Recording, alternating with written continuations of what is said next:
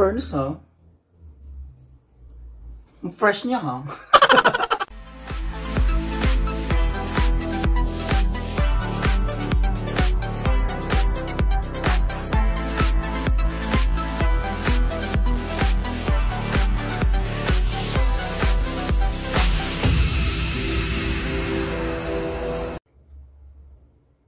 Ganda!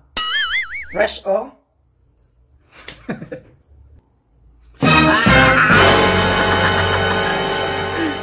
Ano ba yung buhok na yan? Hindi na masukulay. Ang hirap. Nadi-dislocate yung hairline. So, ayan. Hello, mga Beck. It's me again, TC. So, ayan, nagbabalik ako. Saan ba ako galing? Ay, nagbabalik ako para mag-vlog. Ayan. So, ano nga ba ang iba-vlog natin? Ang ganda ng hair na to, oh. Kaso hindi na masuklay. So, ang iba-vlog natin ay kung paano siya pagandahin. Mas maganda sa chismosang kapitbahay ninyo. So, ayan. Kung napapansin ninyo, medyo frizzy na yung hairnet. Nagdidikit-dikit na siya mga mami. Ayan, mga bakla kayo, social distancing tayo. Kaya mas galan kayo dyan. Social kineme. So, ayan. So, today's vlog. So, tuturuan ko kayo kung paano i-refresh itong wig na to from straight. So, is rebonded galing sa salon. So, ayan. O, diba? So, ayan. So, kasi, ang dahil pong nagme-message sa akin kung paano i-refresh yung wig, pagandahin yung wig. Ayan, kung paano nga ba yung technique, kung paano po straighten, palambutin, tanggalin yung mga haggard na pagdaanan ng wig kung saan man nila ginamit, kung saan man galing yung wig nila. So, ayan. At dahil dyan, tuturuan ko po kayo. Tuturuan ko kayo, parang naman napagkagaling-galing ko magturo na mag-refresh ng wig, no? So, today's video po, so tuturuan ko po kayo kung paano i-refresh itong rag na wig na to. So, from this to this. Wow! So, ayan, diba? So, super straight. So, ayan. So, watch lang kayo, guys, dyan, mga Beck. At, para malaman ninyo kung paano ko nga ba ginawa. Para at least, yung mga matatagal nyo ng wig, hindi nyo po itinatapon. Ayan, at ayusin nyo, mga bakla, gaganda din po. Hindi po tapunin ng mga wig, ng mga high quality. So, ayan po. So, watch na kayo.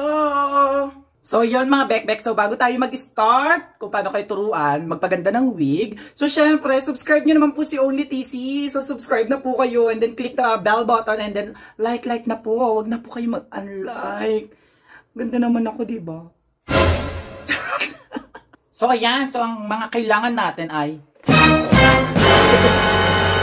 maglalaba tayo. Pero ito ang kailangan. Plancha. Blower. So, ito yung blower namin. Blower brush. Medyo malinis siya. Kailangan malinis yung blower natin. Ayan, ganyan kalinis. Pero kung wala kayong ganong blower brush, pwede yung blower ng, yung normal, yung parang barrel. Tapos, kailangan din natin ng soklay.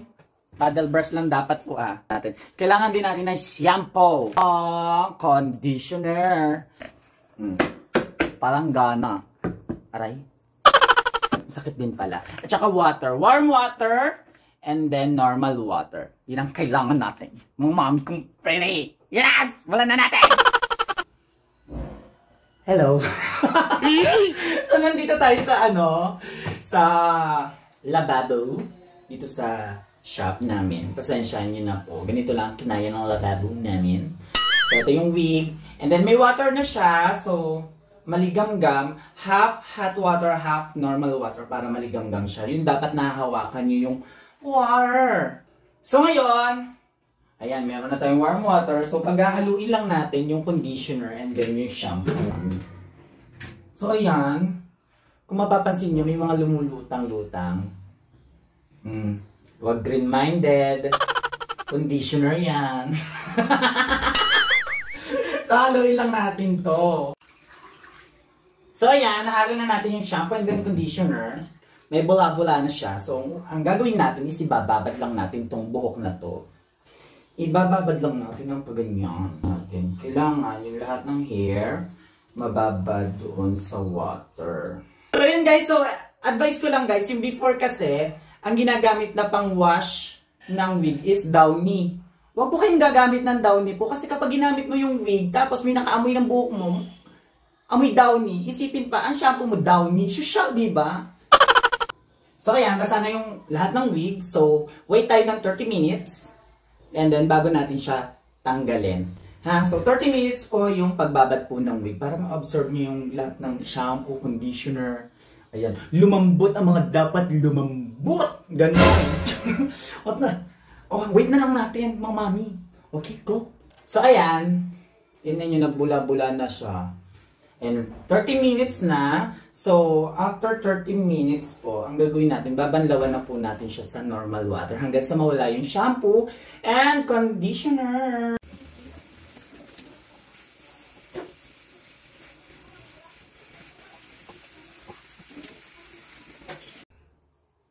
So, ayan mga bekbek.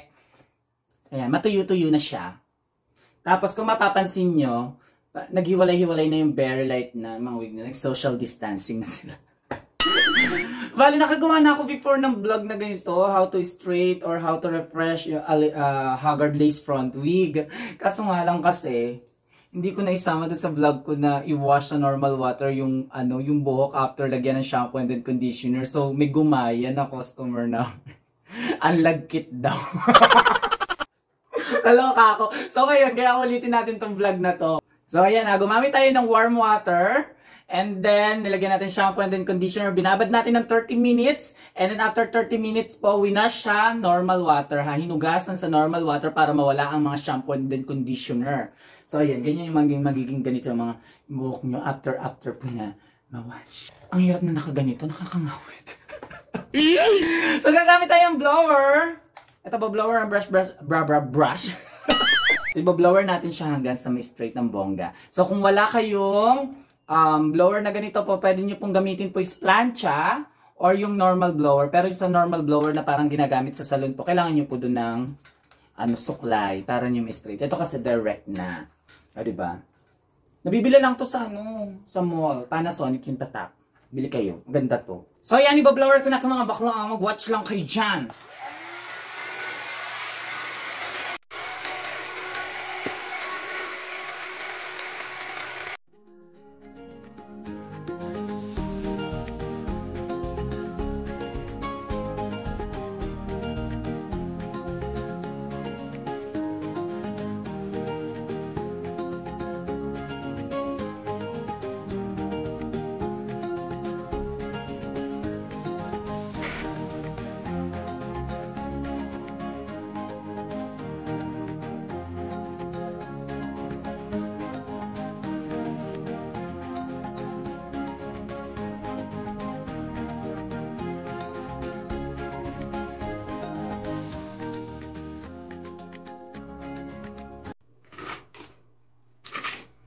Tanan!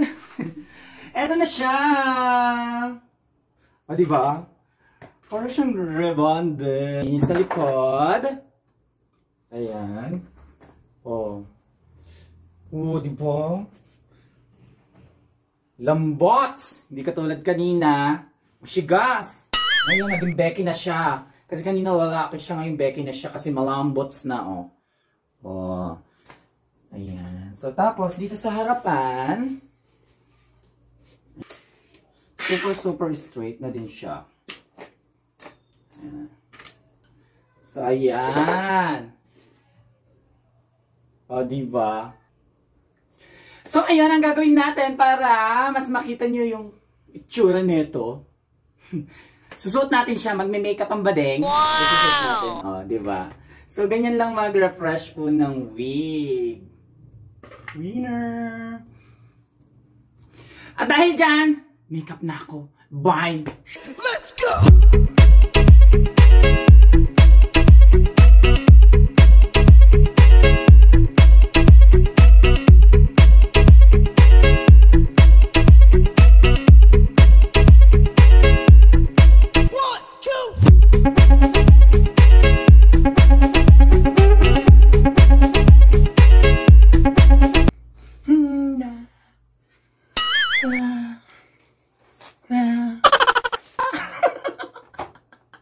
Ayan, mga bekbek. Fresh na ulit yung wig. O, diba? Super straight. Malambot. Diba? So, sa mga ngarag na wig po dyan, wag tapon ng tapon. May pag-asa po yan hanggat nasa inyo yung wig. O, katulad neto kanina, diba hindi masuklay? O, ngayon, o. Tunan. Tunan. Wow! Tunan. So, yun mga bekbek. So, yun po yung aking vlog ngayon kung paano pagandahin yung mga lumang lace front wig or kung anumang wig ang nandyan sa inyong balur. So, yan mga bekbek. Kung may natutunan kayo dito sa aking vlog, subscribe nyo naman ako. Tsaka pindot nyo yung bell button. Tapos like. So, thank you so much po sa mga nag-watch po ng aking vlog. So, ito po ngayon, straight pa lamang po itong wig na to. So, ang next vlog ko naman po kung paano naman po siya kulutin. So, wait nyo lamang po yan at i-upload din kagad ko yung video na to sa YouTube. So, paano kulutin siya. So, malalaman nyo kung ano ang pinakamadaling way kung paano kulutin ang synthetic wig. So, subscribe lamang kayo mga bakla. So, thank you so much po guys. My name is TC. Bye-bye. Ganda ng Barbie lang.